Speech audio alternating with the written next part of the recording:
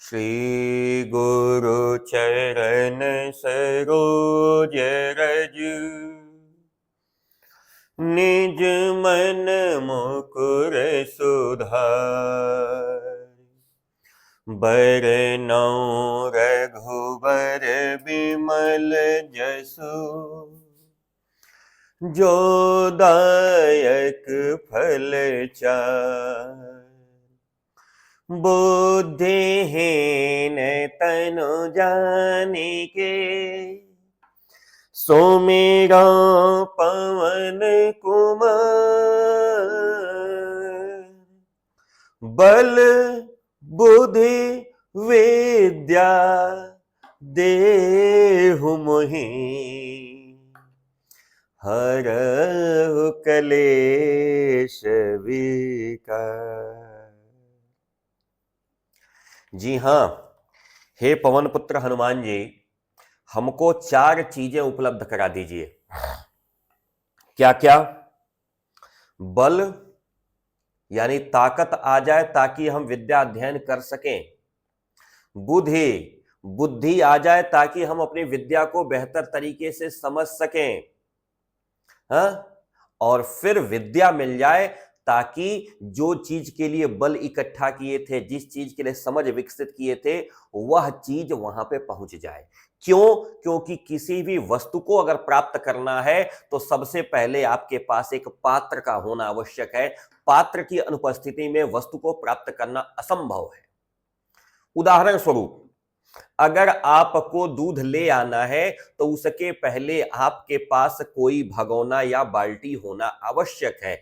अगर भगोना या बाल्टी नहीं हुई तो आप दूध किस में लाएंगे? प्रसंग है ना। मान लीजिए मैं रविकांत मणि त्रिपाठी आपको यह ज्ञान देना चाहता हूं, अर्थात एक ग्वाला आपको दूध देना तो चाहता है, लेकिन आपके पास बर्तन नहीं है तो दूध किस में लेंगे?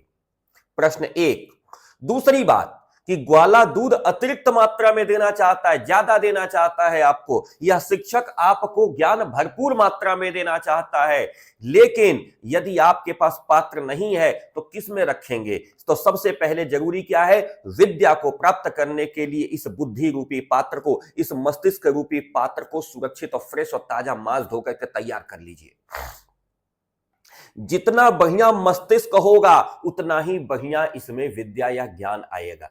और नंबर 3, अगर आपके हाथों में उस बाल्टी या उस डिब्बे को उठाने की ताकत नहीं है, इस ज्ञान को हमारे गुरुजी ने दिया तो पात्र भी है, इकट्ठा भी कर लिया, लेकिन बल नहीं है, तो उसको उठा के कैसे ले जाएंगे? इसलिए हम कहते हैं कि हे श्री गुरुदेव भगवान, आपके चरणों की मैं वंदना करता हूं, आप हनुमान जी की वह कृपा हमारे ऊपर करा दीजिए कि बल बुद्धि विद्या तीनों हमारे पास आ जाए। कहिए, इसलिए जीवन में सबसे महत्वपूर्ण तथ्य क्या है? आपके पास बल होना आवश्यक है। क्षमा शोभती उस भुजंग को जिसके पास गरल हो, उसको क्या जो दंतहीन विषरहित विनीत सरल हो। इसलिए जीवन में सबसे पहला काम क्या करिए? बढ़िया भोजन करिए। क्यों? एक स्वस्थ शरीर में ही स्वस्थ मन का निवास होता है। जब आपका शरीर स्वस्थ रहेगा तो आपका मन स्वस्थ रहेगा, और जब मन स्वस्थ रहेगा तो यह ज्ञान आपका ही होगा, आसानी से आपके पास पहुंचेगा। आइए, इन्हीं शुभकामनाओं के साथ मैं रविकांत मणि त्रिपाठी, जनपद देवरिया, उत्तर प्रदेश से एक बार पुनः आप सभी का हृदय की गहराइयों से स्वागत करता हूं, अभिनंदन करता हूं। और आज का हमारा विषय क्या है? आज का हमारा विषय है कश्मीरी कवयित्री है ललद्दत। कश्मीरी कवयित्री है ललद्दत। इनके द्वारा लिखा गया ये वाक हमें आपको पढ़ाना है और आपको आज पढ़ना है। तो आइए पुनः एक दूसरे का स्वागत करते हैं, मस्तिष्क को खोलते हैं और अपने चैनल आरएमटी गुरुकुल पर आप सभी का स्वागत करते हैं, अभिनंदन करते हैं, वंदन करते हैं। तो सभी लोग जुड़ चुके हैं तो फिर काम शुरू करें। कहिए। हाँ, अगर किसी को कुछ पूछना है तो नीचे कमेंट बॉक्स में दे दीजिए, मैं उसको देख लूंगा, उसका रिप्लाई भी मैं आपको तुरंत देने का प्रयास करूंगा। जैसे ही मैं देखूंगा तुरंत आपको रिप्लाई करने का प्रयास करूंगा। हाँ, जहां कहीं कोई समस्या आती है किसी लाइन में, किसी शब्द में, तो तुरंत आप हमें नीचे कमेंट में दीजिए। रिप्लाई करना, आपके ग्रीवांसेस को सॉल्व करना, that's my own moral responsibility, मैं करूंगा। आइए पहले वाक्य पे काम शुरू करते हैं, करें ना। बोले भारत माता की जय। रस्सी कच्चे धागे की खींच रही मैं नाव, जाने कब सुन मेरी पुकार, करें देव भवसागर पार। पानी टपके कच्चे सकोरे, व्यर्थ प्रयास हो रहे मेरे, जी में उठती रह रह हूक, घर जाने की चाह है घेरे। हाँ? ये पहला वाक्य है जो हमारी कवयित्री ललद्यद, नाम पहले ध्यान से पढ़ लीजिएगा, ललद्यद, ललद्यद नाम है, कश्मीर की रहने वाली है। कहती हैं रस्सी कच्चे धागे की, ध्यानपूर्वक समझिएगा, कच्चे धागे की रस्सी के भरोसे मैं नाव खींच रही हूं। नाव खींच रही हूं मतलब आप लोगों ने नाव को चलते हुए देखा है ना। साधारणतया नाव को चप्पू से चलाया जाता है, पतवार से। लेकिन जब कहीं नाव के बारे में यह जानकारी हो कि नदी पतली है या पानी का बहाव तेज है, तो ऐसी स्थिति में एक पार से दूसरे पार तक लोग रस्सी बांध देते हैं और रस्सी को पकड़ के खींचते रहते हैं, नाव आगे बढ़ती रहती है। एक तरीका यह भी होता है नाव चलाने का। कहती है हमारी कवयित्री कि हमारी जो रस्सी है जिसके भरोसे इस नाव को मैं खींच रही हूं, वह रस्सी कच्चे धागे की है, अर्थात कमजोर है। अच्छा, एक बात और बच्चों आपको निवेदन कर दूं, यह पाठ जितना अच्छे से समझ में आएगा उतने ही अच्छे से प्रश्न उत्तर आप निकाल पाएंगे, क्योंकि पाठ समझ में नहीं आया तो प्रश्न उत्तर नहीं निकलेगा। कहती है हमारी कवयित्री, हमारी जो रस्सी है जिसके भरोसे मैं यह नाव खींच रही हूं, यह नाव खींचने के लिए प्रयुक्त होने वाली रस्सी कच्चे धागे की है, अर्थात कमजोर है। क्या कहा इन्होंने? रस्सी कैसी है? कच्चे धागे की है बच्चों, कमजोर धागे की रस्सी है, और इसी रस्सी के भरोसे मैं नाव को खींच रही हूं। जाने कब सुन मेरी पुकार, मेरी पुकार को कब सुन करके, पता नहीं है, जाने पता नहीं, मेरी पुकार को सुन करके देव, देव माने ईश्वर, भगवान, इस भव सागर से पार करेंगे। भव माने बच्चों होता है संसार, भव माने क्या होता है? संसार। इस संसार रूपी सागर से भगवान मुझे कब पार करेंगे, मैं प्रयासरत हूं। अब देखिए, इसको अच्छे से समझ में आया कि आखिर यह कविता कहना क्या चाहती है। तो यहां पे जो नाव का उदाहरण लिया गया है वो लिया गया है हमारे इस जीवन के लिए, और कच्चे धागे का उदाहरण लिया गया है हमारी इन सांसों के लिए। मानव जीवन का क्या ठिकाना है, कब खड़ा है कब चला जाए, है कोई ठिकाना? अभी हम यहां खड़े होके बोल रहे हैं, कब हमारी मृत्यु आ जाए ये हमें पता है क्या? कहिए, आपको पता है क्या? नहीं पता है। इसलिए कवयित्री हमारी कहती है, इस संसार रूपी सागर से भगवान मुझे कब पार कराएंगे, अर्थात मैं इस संसार के सागर से मुक्त होकर कब मैं ईश्वर के पास यानी उस किनारे पहुंच जाऊंगी, मैं इसके लिए प्रयासरत हूं। लेकिन मैं इस जीवन रूपी नैया को पार लगाने के लिए इस सांसों रूपी कच्ची रस्सी का इस्तेमाल कर रही हूं। मुझे तो भरोसा भी नहीं है कि यह रस्सी कब टूट जाएगी। समझ में आई बात? कहा कवयित्री ने कि अपने सांसों रूपी कच्ची रस्सी यानी कमजोर सांस रूपी यानी अपने कमजोर प्राण तत्व रूपी इस कमजोर रस्सी के भरोसे इस जीवन रूपी नाव को मैं इस संसार के सागर में चला रही हूं। पता नहीं कब भगवान मेरी पुकार सुनेंगे और मुझे इस संसार रूपी सागर से पार करा करके अपने पास ले लेंगे। आगे कहती हैं, पानी टपके कच्चे सकोरे। सकोरे कहते हैं बच्चों मिट्टी के बर्तन को। मिट्टी का जो बर्तन होता है ना उसको कहते हैं सकोरा। अब ध्यान दीजिए, अगर मिट्टी का कोई बर्तन हो, अगर वो पका दिया गया हो तो मजबूत होगा कि कच्चा रहे तो मजबूत होगा? यानी अभी केवल मिट्टी से बना करके रख दिया गया हो और एक बर्तन जो आग में पका दिया गया हो, मजबूत कौन सा होगा? जो आग में पका दिया गया होगा वो, कि जो ऐसे ही कच्चा बना के रखा गया होगा वो? कहिए, कौन सा मजबूत होगा? जो पका दिया गया होगा वो, ठीक।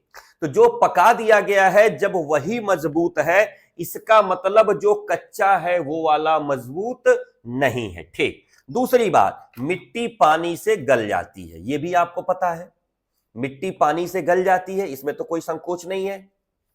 आइए, कच्चा मिट्टी का बर्तन है, उसमें पानी डाल दिया गया है और पानी धीरे धीरे टपक रहा है क्योंकि बर्तन ही गल रहा है। व्यर्थ प्रयास हो रहे मेरे, कवयित्री कहती है कि मेरी सारी मेहनत बर्बाद हो रही है, मेरा सारा प्रयास नुकसान हो रहा है। जी में उठती रह रह हुक, हुक माने कष्ट भरी आवाज, हुक माने क्या होगा बच्चों, कष्ट भरी आवाज। जी में उठती रह रह हुक, घर जाने की चाह है घेरे, मुझे अपने घर जाना है। यानी इस शरीर में जो आत्मा है वह आत्मा अपने घर जाना चाहती है। मैं माने कौन, यह शरीर नहीं, इसके अंदर जो बोल रहा है वो है मैं, समझिएगा। कहती है ललाद्यत कवयित्री कि इस शरीर रूपी, इस कमजोर शरीर रूपी मिट्टी के बर्तन से यह जीवन का जो समय है वह पानी की तरह टपक रहा है। मैं बहुत प्रयास कर रही हूं लेकिन मेरा सारा प्रयास व्यर्थ हो रहा है। मुझे केवल एक ही चिंता है कि कितना जल्दी मैं अपने घर पहुंच जाऊं, अर्थात कितना जल्दी मैं परमात्मा के पास पहुंच जाऊं। इस संसार में मेरा मन नहीं लगता। कहिए समझ में आया? समझ में आया? अगर समझ में आया और अच्छा लगा तो वीडियो को लाइक अब कर लीजिएगा, और चैनल में अगर पहली बार है तो सब्सक्राइब कर लीजिएगा। इसलिए क्योंकि मैं पूरे साल आपके साथ रहूंगा। ओके, चलिए, क्या करना है आपको, वीडियो को लाइक कर लेना है, चैनल को सब्सक्राइब कर लेना है, दोस्तों के साथ अच्छा लगे तो शेयर करना है। ओके, ठीक है। क्या कहा कवयित्री ने, कच्चे धागे की रस्सी के भरोसे मैं नाव खींच रही हूं, पता नहीं कब मेरी पुकार सुन करके भगवान मुझे इस संसार रूपी सागर से पार ले जाएंगे।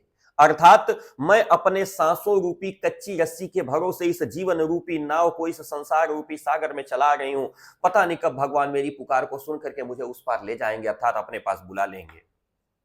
जिस प्रकार मिट्टी के कच्चे बर्तन में पानी भर दिया जाए तो धीरे धीरे पानी रिसता रहता है और धीरे धीरे वो पानी समाप्त हो जाता है, उसी प्रकार मेरे इस जीवन रूपी कच्चे मिट्टी के बर्तन से प्राण रूपी जो पानी है वो धीरे धीरे समाप्त हो रहा है। मेरे मन में बार बार ये कष्ट भरी आवाज उठती है कि हे भगवान, कब मुझे आप अपने पास बुला लेंगे, मुझे अपने घर जाने की बहुत इच्छा है, मुझे अपने घर जाने की बहुत चिंता हो रही है।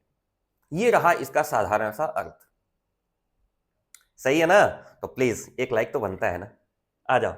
नंबर 2, कहती है कवयित्री, खा खाकर कुछ पाएगा नहीं और न खाकर बनेगा अहंकारी, सम खा तभी बनेगा समभावी और खुलेगी सांकल बंद द्वार की। पहली चीज, खा खाकर कुछ पाएगा नहीं मतलब क्या होता है, खाने से तो पाएगा ना, अरे खाएगा तो पेट में ही तो जाएगा, तो खा खाकर कुछ पाएगा नहीं मतलब अंतर समझिएगा। अगर तुम जीवन में केवल आनंद भोगोगे, अगर जीवन में केवल भोग विलास सुख संपत्ति के चक्कर में पड़ो रहोगे, उससे कुछ मिलने वाला नहीं है। जानते हो क्यों? क्योंकि ऊपर केवल पुण्य कर्मों का सिक्का चलता है, यह कागज की नोट वहां नहीं चलती। इसलिए कहा कवयित्री ने, खा खाकर कुछ पाएगा नहीं, यानी जीवन में केवल ऐश, केवल आराम, केवल सुख, केवल सुविधा, केवल भोग, केवल विलास, कुछ नहीं पाओगे इससे। अगर ऐसा कर लिए तो कुछ मिलेगा नहीं। और यदि तुमने इन भोग विलास सुख और संपत्तियों का त्याग कर दिया तो जीवन में तुम मानव हो, मनुष्य हो, कहीं ना कहीं तुम्हारे अंदर इस बात का अहंकार आ जाएगा कि अरे मैंने तो इसको छोड़ दिया। ये अहंकार है। अरे मुझे 4 पहिया गाड़ी मिल रही थी लेकिन मैंने छोड़ दिया, मेरे जैसा है कि छोड़ दिया, दूसरा कोई छोड़ता? अरे मेरे पास तो 4 कोठी का बंगला था लेकिन मैंने उसको दान कर दिया, मेरे जैसा था कि दान कर दिया, दूसरा कोई होता तो करता। ये क्या है बच्चों? ये अहंकार है। ये मानव जीवन का ये स्वभाव है कि अगर हमें भोग विलास ऐश आराम की संपत्ति मिल जाएगी तो बेटा उस संपत्ति से अगर आप पुण्य नहीं करोगे, धर्म कार्य नहीं करोगे तो कुछ मिलने वाला नहीं है। और यदि इन भौतिक संपत्तियों, सुख संपत्तियों का तुमने जानबूझ करके त्याग कर दिया तो भाई घमंड और अहंकार तुम्हारे ऊपर आ जाएगा। ऐसा कवित्री कहती हैं कि भोग विलास की संपत्तियां पा पा करके तुमको कोई फायदा नहीं होगा। भोग विलास में समय तुम्हारा व्यतीत हो जाएगा, तुम्हें कुछ भी नहीं मिलेगा। अर्थात तुम पुण्य और धर्म अगर नहीं किए तो तुम वैसे के वैसे रह जाओगे।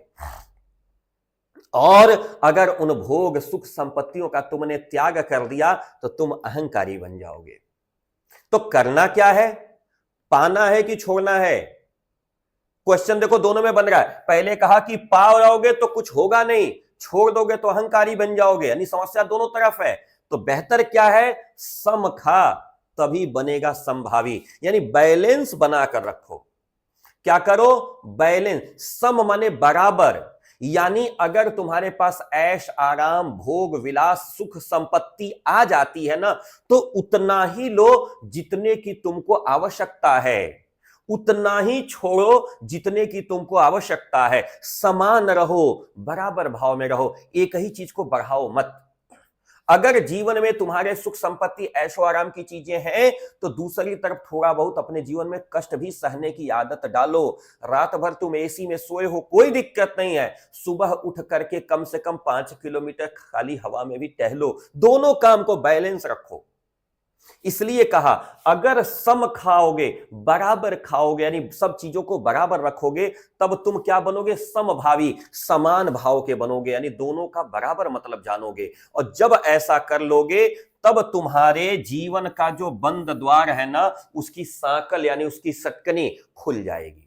यानी भगवान के पास जाने का जो दरवाजा है उस दरवाजे की जो सांकल है ना वह सांकल तभी खुलेगी जब तुम समान भाव से रहोगे। अर्थात सुख और दुख में समान, हानि और लाभ में समान अगर रहोगे तभी तुम्हारे जीवन की जो सांकल जो सिटकिनी बंद है ना वो खुलेगी। अर्थात तभी तुम्हारा विकास होगा, तभी तुम समाज में जाने जाओगे। जो महान लोग बने हैं ना बेटा वो ऐसे ही समान भाव में रहते थे। एक महात्मा जी थे, उनके यहां कुछ शिष्य रह के पढ़ा करते थे। कदाचित क्या हुआ कि एक बार एक शिष्य ने आके महात्मा जी को बताया कि गुरुजी एक पुराना शिष्य अपने यहां पढ़ा करता था जो पढ़ के चला गया है, बहुत अच्छा आदमी बन गया है, वो आश्रम में एक गाय दान किया है। गुरुजी ने कहा ये तो बहुत अच्छी बात है, अब तो रोज हम लोग को दूध पीने को मिलेगा। सारे शिष्य बड़े प्रसन्नचित्त हो गए कि चलो भाई आश्रम में गाय आ गई है, अब रोज सबको दूध पीने को मिलेगा। मिला भी। 1 हफ्ते 10 दिन बीता, एक शिष्य आके बताया महाराज जी बोले बोलो बच्चा। महाराज जी वो जो शिष्य गाय दिया था ना वो आके अपना ले गया। महाराज जी कहे ले गया तो और अच्छा हुआ, गोबर उठाने से मुक्ति मिली। क्या हुआ? गाय आई दूध पीने को मिलेगा, गाय चली गई गोबर उठाने से झंझट छूटा। तात्पर्य क्या है? समान भाव में रहिए, चिंता मत करिए। आ गई तो खुश नहीं हुए, चली गई तो दुखी नहीं हुए, इसको कहते हैं समभाव। भगवान श्री राम रात को कहा गया बेटा सवेरे जल्दी उठना, तुम्हारा राज्याभिषेक होगा, तुमको अयोध्या का राजा बनाया जाएगा। राम कहे ठीक है बना देना। सवेरा हुआ, राम जी से कहा गया नहीं बेटा तुमको 14 वर्ष के लिए वन जाना है, अयोध्या का राज छोड़ दो। राम कहे कोई बात नहीं, ठीक है चला जाऊंगा। ये होता है समभाव। इसलिए कहा कि देखो बाबू भोग विलास ऐश आराम की चीजें पाप करके इसको खा लोगे मतलब पा जाओगे तो भाई तुमको कोई फायदा नहीं होगा। लेकिन अगर इनको तुम छोड़ने का उद्यम करते हो तो तुम्हारे अंदर कहीं ना कहीं इस बात का अहंकार आ जाएगा कि मेरे जैसा दानी, मेरे जैसा तो कोई है ही नहीं, मैंने तो ये दान कर दिया वो दान कर दिया। इसलिए इस अहंकार से बचना है और इस पुण्य कर्म की अप्राप्ति से बचना है। तो सम रहो, समान रहो, थोड़ा थोड़ा दोनों को मैनेज करो। अगर ऐसा करोगे तब तुम्हारे जीवन की जो बंद दरवाजे की सांकल है वो खुल जाएगी और तुम ईश्वर को प्राप्त हो जाओगे। समझ में आया? मैं बहुत विश्वास के साथ कह रहा हूं, इससे आसान कोई नहीं बताएगा। अगर मैं अपने थंबनेल पे लिखा हूं कि अरे इतना आसान, एक बार पढ़ाओ याद हो गया, तो भैया ये सही है, इतने आसान शायद अर्थ आपको ढूंढने से कहीं नहीं मिलेगा। अगर मिलेगा तो बताइएगा। चलिए अगले वाक्य पे चलते हैं। आई सीधी राह से गई न सीधी राह, सुषुम सेतु पर खड़ी थी बीत गया दिन आ। जेब टटोली कौड़ी न पाई, माझी को दूं क्या उतराई। लल्ला जद क्या कहती हैं, आई तो सीधी राह से थी, लेकिन सीधी राह से मैं गई नहीं। मानी परमात्मा ने हमको इस संसार में सीधे भेज तो दिया था, लेकिन परमात्मा के पास वापस जाने के लिए मैंने सीधी रास्ता नहीं अपनाई। मुझे क्या लगा कि अगर मैं हठ योग का सहारा लूंगी, हठ योग किसे कहते हैं, खाना नहीं खाएंगे, पानी नहीं पिएंगे, धूप में जाके बैठ के तपस्या करेंगे तो भगवान प्राप्त हो जाएंगे, यह है हठ योग। एक तरीका क्या है, हम अपने गृहस्थ जीवन के समस्त धर्मों का निर्वहन करते रहें। अगर हमारे पास पिता हैं तो उनकी सेवा करें, मां है उनकी सेवा करें, बड़े भाई बड़ी बहन है उनकी आज्ञा का पालन करें, हमसे छोटे जो हैं उनको बहुत सारा प्यार करें, ये हमारा जीवन है। ठीक, इस जीवन को करते हुए यदि भगवान की पूजा करते हैं तो एक तरीका यह है। और दूसरा तरीका क्या है, घर परिवार सब छोड़ करके जाके जंगल में बैठ करके दिन भर वही कर रहे हैं, खाना पीना सब कुछ छोड़ दिए, तो क्या कहा, यह है हठ योग। ये दो तरीके हैं, एक घर परिवार में रहते हुए ईश्वर की आराधना करना, और एक दूसरा तरीका घर परिवार सब छोड़ करके जाके ईश्वर की आराधना करना। क्लियर, दो तरीका समझ में आया। तो पहला वाला तो हमारा आसान तरीका है, दूसरा वाला थोड़ा कठिन है, इसलिए इसको कहते हैं हठ योग। ठीक, यानी हठ माने जबरदस्ती योग करना। कहती है आई सीधी राह से, भगवान ने हमको गृहस्थ जीवन में सीधे राह से भेज दिया था, लेकिन मैं सीधी राह से वापस नहीं गई। इस गृहस्थ जीवन की मर्यादा का मैंने पालन नहीं किया। मैंने इस गृहस्थ जीवन परिवार को छोड़ करके हठ योग का सहारा लिया, और मैंने सुषुम सेतु, अब सुषुम शब्द जो है वो कहां से आया है, ये सुषुम जो है वो है सुषुम्ना नाड़ी, ध्यान रखिएगा, ये होती है सुषुम्ना नाड़ी। इसका सही नाम जानना आपको लिए जरूरी है। ये कहां होती है बच्चों, ये मस्तिष्क में होती है। जब हम बैठ करके तपस्या ऐसे होता है ना, ऐसे हाथ जो कर रहे होते हैं, तो ये मस्तिष्क का ये सुषुम्ना केंद्र जागृत होता है, और इससे ईश्वर की प्राप्ति होती है, ऐसा बड़े साहित्यकारों और महात्माओं ने बताया है। कवयित्री हमारी कह रही है कि सीधी राह यानी गृहस्थ जीवन में मैं भेजी गई थी। अरे माता पिता के माध्यम से मैं धरती पे आई थी, तो माता पिता की सेवा करके, परिवारी जनों की सेवा करके, अपने बड़ों का सम्मान और छोटों को प्यार करके मैं वापस नहीं गई। ये रास्ता मैंने छोड़ दिया। आई थी इसी रास्ते से, लेकिन ये रास्ता मैंने छोड़ दिया। मैंने जाने के लिए हठ योग का सहारा लिया, और सुषुम्ना नाड़ी को मैंने जागृत करने का प्रयास किया, और सुषुम्ना नाड़ी रूपी सेतु यानी पुल पर मैं खड़ी रह गई। पूरा दिन व्यतीत हो गया, यानी पूरा मेरा जीवन बीत गया, लेकिन भगवत प्राप्ति नहीं हुई। अब अंत में मैंने अपने जेब को टटोला, तो जेब जब टटोला तो उस समय कौड़ी न पाई, एक छोटा सा सिक्का भी नहीं था, 1 रुपया भी नहीं मिला। कौड़ी कहते हैं सिक्का को, रुपया को। प्राचीन काल में जब हमारे पास सिक्का या नोट नहीं था, तो कौड़ी के माध्यम से ही हम लोग व्यापार या विनिमय किया करते थे। कौड़ी समझते हैं, कपर्दिका इसको बोलते हैं कौड़ी, इसी के माध्यम से हम लोग व्यापार इत्यादि किया करते थे। तो कहती हैं हमारी कवयित्री, जेब टटोली कौड़ी न पाई, मैंने अपने जेब को टटोला, 1 कौड़ी भी नहीं मिली। माझी को दूं क्या उतराई। माझी का मतलब होता है बेटा केवट, नाव चलाने वाला। माझी माने क्या होता है, केवट यानी नाव चलाने वाला। अब इस संसार रूपी सागर से हमको उस पार भगवान के पास जो पहुंचाने वाला केवट है, उसको उतराई, यानी नाव से उतरने पर मजदूरी में क्या दूं। कारण क्या है कि संसार में जो नाव चलती है उसकी तो मजदूरी रुपया पैसा होती है, लेकिन जो ईश्वर के पास यानी संसार रूपी सागर से जो पार होता है, वो बिना पुण्य कर्मों के पार नहीं हो सकता। वहां पे कौन सा सिक्का चलता है, पुण्य कर्मों का सिक्का चलता है। वहां क्या चलता है, धर्म कार्यों का सिक्का चलता है। वहां पूछा जाता है अपने जीवन में कितने आपने धर्म के कार्य किए, आपने कितने परोपकार किए, कितने भूखों को आपने भोजन कराया, कितने दुखी लोगों को आपने सहायता की, कितने कष्ट में पड़े हुए लोगों की मदद की आपने। अगर आपने ऐसा कुछ नहीं किया है तो मामला वहां फंसेगा। यही पुण्य कर्म संचित करने पड़ते हैं, इन्हीं पुण्य कर्मों के संचय के भरोसे ही वहां का दरवाजा खुलता है। एक बार फिर से समझेंगे। कहती है हमारी कवयित्री कि गृहस्थ जीवन के सीधी रास्ते से आई थी, लेकिन गृहस्थ जीवन के सीधे रास्ते से मैं वापस नहीं गई। अर्थात माता पिता के माध्यम से ईश्वर ने मुझे यहां भेजा था, लेकिन मैं माता पिता की सेवा करके ईश्वर को प्राप्त करने का रास्ता मैंने नहीं चुना, वो मैंने छोड़ दिया। बल्कि ईश्वर को प्राप्त करने के लिए मैंने हठ योग का सहारा लिया और सुषुम्ना नाड़ी को मैंने जागृत करने का प्रयास किया।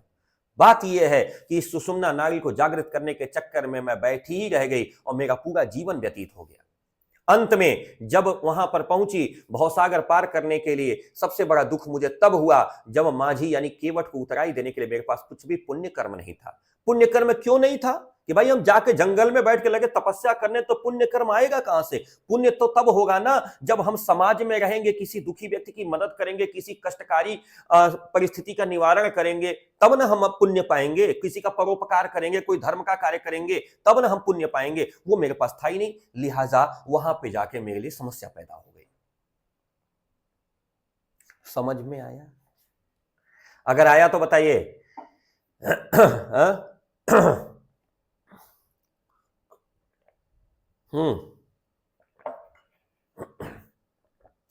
वीडियो को लाइक कर लिया कि नहीं अभी तक आप लोगों ने?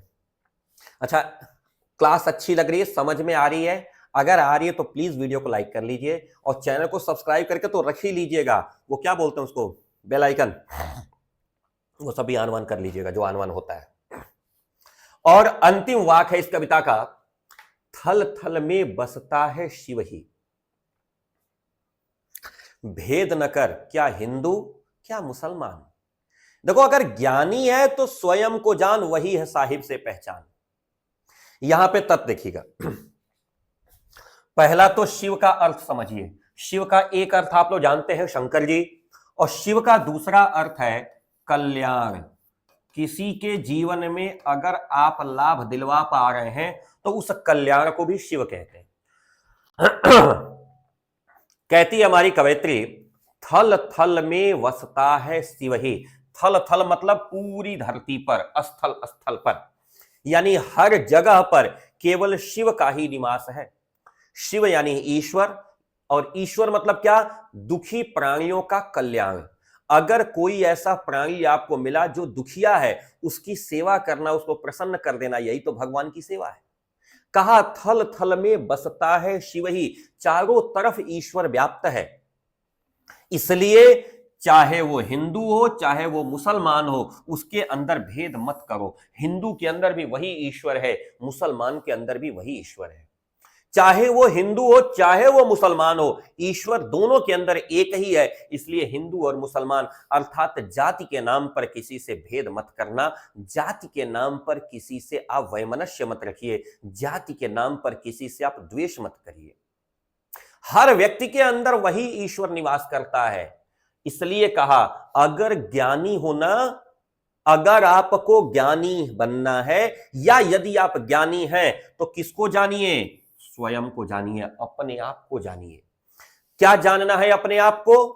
कि जो ईश्वर हमको चला रहा है वही ईश्वर बगल वाले को भी चला रहा है। जो ईश्वर हम में निवास कर रहा है वही ईश्वर बगल वाले में। अर्थात इस लाइन का सीधा अर्थ है कि जो चीज आपको अच्छी नहीं लगती वह काम दूसरे के लिए मत करिए। आपको अगर गाली सुनना अच्छा नहीं लगता और आप दूसरे को गाली देते हैं तो क्या यह अच्छी बात है? कमेंट में बताइए, मैं सुनने को तैयार हूं। आपको मार खाना अच्छा नहीं लगता लेकिन आप दूसरे को मारते हैं, क्या यह सही है? आपके घर चोरी हो जाए तो अच्छा नहीं लगता और आप दूसरे के घर चोरी करते हैं, यह अच्छा है क्या? इसलिए कहा, ज्ञानी हो स्वयं को जानो, अपने आप को पहचानो आप क्या हो, और जो काम खुद को अच्छा नहीं लगता वह काम दूसरे के लिए मत करो। यही है साहिब से पहचान, यही भगवान से पहचान। साहिब माने भगवान, यही भगवान से परिचय है। अगर आप खुद को जान जाओगे तो आप भगवान को भी जान जाओगे, ऐसा मेरी कवयित्री कहती हैं। यानी अपने आप को जानो। जिस दिन आप अपने आप को जान गए उसी दिन ईश्वर को भी जान जाओगे। क्यों? क्योंकि ईश्वर आपके अंदर निवास करता है। कैसा रहा ये पाठ? 4 वाक थे इसमें। चारों वाक की अच्छी व्याख्या हम लोगों ने की। क्वेश्चन आंसर देखो मैं इसलिए यहां पे नहीं कराता हूं क्योंकि अगर मैंने पाठ अच्छे से पढ़ाया है तो क्वेश्चन आंसर आप अपने मन से करने का प्रयास करिए। जी हां, अपने मन से पाठ को दोबारा पढ़िए, तिबारा पढ़िए, मन लगा के पढ़िए और जितने अच्छे से यह पाठ समझ में आ जाए उतने ही अच्छे से आप क्वेश्चन आंसर लिख लेंगे, है ना। तो अभी किसी को कोई दिक्कत होगी तो कमेंट बॉक्स में बताइएगा। जल्दी ही मिलूंगा अगले चैप्टर के साथ, तब तक के लिए आप लोग तैयारी करिए। ये लिखा था कश्मीरी कवयित्री ललद्यद ने, जिस पाठ का नाम था वाक। वाक कश्मीरी शैली में रची गई एक पद्य रचना को कहते हैं। तो आप सभी का भविष्य उज्जवल हो, आप सभी को बहुत सारा आशीर्वाद, बहुत सारा प्यार। मिलते हैं अगले वीडियो के साथ, तब तक के लिए नमस्कार। मैं रविकांत मैत्र त्रिपाठी, जनपद देवरिया, उत्तर प्रदेश से जल्दी मिलने का वादा करता हूं। कहा हूं ना, अभी आपके लिए क्या चाहिए? सबसे ज्यादा आशीर्वाद, सबसे ज्यादा प्यार। फिर मिलते हैं, तब तक के लिए नमस्कार। सिया राम मैं सब जग जानी, करऊं प्रणाम जोरे जुग पानी। करऊं प्रणाम जोरे जुग पानी।